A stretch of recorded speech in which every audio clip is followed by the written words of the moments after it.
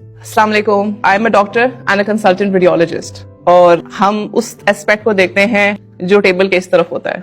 आपको road traffic safety के बारे में इतना कुछ इन्होंने बताया समझाया, वो सब चीजें यहाँ तक हैं। उसके बाद जब असल में खुदा न खास्ता एक्सीडेंट होता है, उसके बाद क्या गुजरती है वो हम देखते हैं। आप लोग सब 3 सेकंड के लिए बस अपनी आंखें बंद करें, सब बंद करें।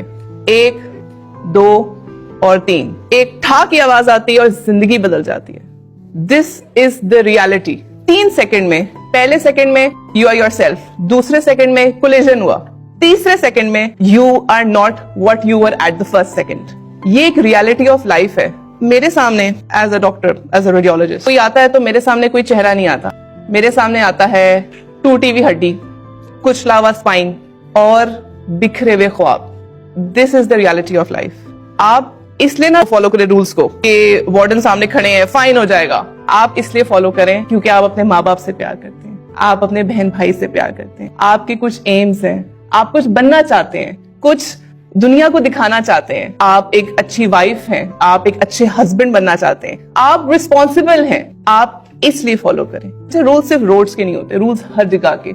जिंदगी को आपका डिसिप्लिन बनाने के लिए रूल्स हमेशा इंपॉर्टेंट होते हैं, नो डाउट। अभी हम स्पेसिफिकली अगर हम रोड सेफ्टी की बात करें तो वो असल में आपकी अपनी जिंदगियों के लिए, आपके अपनों के लिए।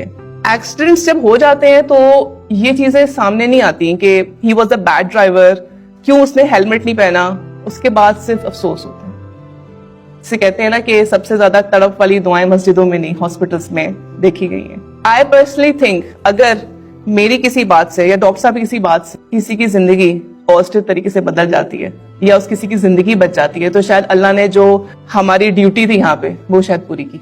एक्सीडेंट्स की जब हम रिपोर्ट्स बनाते हैं उस पे हम लिखते हैं fractured cervical spine, fractured skull, poor prognosis, यानी कि बंदा आगे नहीं बचेगा, प्रोग्नोसिस बहुत पुअर है। उसमें कभी ये नहीं लिखा होता कि ये बहुत ही अच्छा तालिब था, इसके A+ ग्रेड्स आते थे, इसके ये ख्वाब थे, ये इसने ये बनना था, उस पे चीजें नहीं आती। अब तो जेन Z है, you can change anything, you can make trends, you don't need to follow everyone, you are the trendsetters। तो आप इस ट्रेंड को अपने अंदर से शुरू करें, अपने हैशटैग्स खुद डिफाइन करें। Yes, safety is priority. जब मैंने अपनी पोस्ट ग्रेजुएशन की डिग्री की, मेरा टॉपिक ही हेड इंजरी था। तो आप ये देखें, मैंने हेड इंजरी के ऊपर जितना रिसर्च किया है, जितना मेरा इसके ऊपर रिसर्च है, तो मुझे पता है कि मैंने टूटे हुए ख्वाब देखे हैं, मैंने एक बंदे के एक्सीडेंट के बाद खानदान उजड़ते देखे हैं, बीवियां, माएं, बहनें, बच्चे रुलते देखे हैं, उनको परेशान कोनों पे खड़े दुआएं करते देखा है, उनको आगे जरिया माश के बारे में फिक्र करते देखा है। रोड पे ज्यादातर उन लोगों का रेशो है जो हमारी जिसे कहते हैं ना वर्किंग एज ग्रुप है, जिसे आप पहले लेट 20 से लेके 40 तक। ये वो ब्रैकेट है जो मेन अर्निंग ब्रैकेट है। अगर इस एज ग्रुप का बंदा बिस्तर पे पड़ जाए, हेलमेट ना पहनने से, स्पाइन इंजरी होने से, बेल्ट ना पहनने से, या खुदा ना खास्ता चला जाता है, तो घर का एक मेन अर्निंग रिसोर्स खत्म हो जाता है।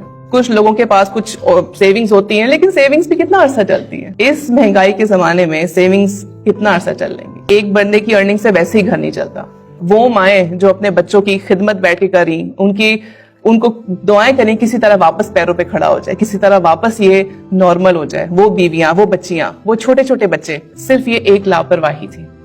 जो हादसे हैं वो वैसे ही नहीं हो जाते, उनको लापरवाही आहिस्ता आहिस्ता जन्म देती है।